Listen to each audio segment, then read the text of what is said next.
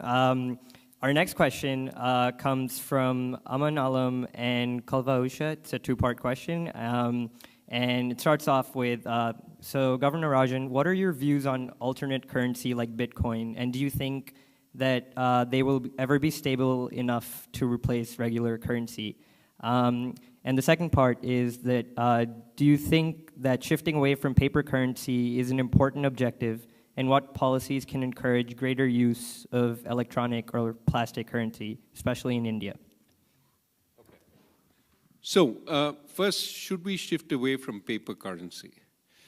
From an economy-wide perspective, the answer is yes, because there are transaction costs in making these paper currencies, in getting them to the right place, in pulling out bad, bad currency, and also it's much harder tracking them. So if you do a transaction in cash, I mean, this is why a lot of black money transactions are done in cash, very hard for the tax authority to get a hold of them, okay? So that suggests there may be some value to moving it to traceable electronic currency. Now, that's as far as the economy goes. As far as central bank goes, it's a very bad idea. Because the way we make our money, the reason we paid 67,000 crores in dividends to the government last year was because people hold currency and don't ask us for a return on it. And then we can invest the currency that we issue in things like government bonds, in things like foreign exchange reserves, all of which pay something. Foreign exchange reserves much less than they used to because interest rates across the world are very low. But government bonds are still paying 7.6% as of today. So that's great. And so we make that money, we pass it on to the government. We keep a little bit for our expenses.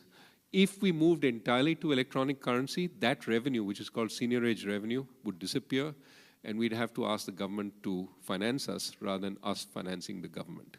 Okay, so that's a different relationship from the one that currently exists.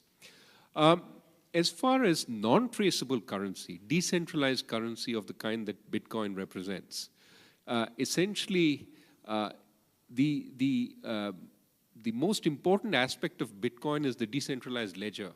That different people maintain ledgers. There's no centralized ledger that can be attacked and changed. So all these different decentralized ledgers of transactions that have taken place are updated independently. And so you can see, you can verify transactions without somebody at the center necessarily needing to be honest and doing everything there. So a lot of people are taken in by that idea and want to see how that idea can be expanded. But Bitcoin itself has a problem which is implicit in your question, which is the value of Bitcoin is highly variable. Now, for a currency, you typically want it to preserve value. It's a store of value. And if it's highly variable, you don't know tomorrow if it's going to be half its value today. You're not so happy holding it as a currency. One of the major attractions of Bitcoin is that it's hidden to the investigative agencies. You know, New Silk Road was one of the biggest users of Bitcoin, it was a shop that sold drugs, illegal drugs.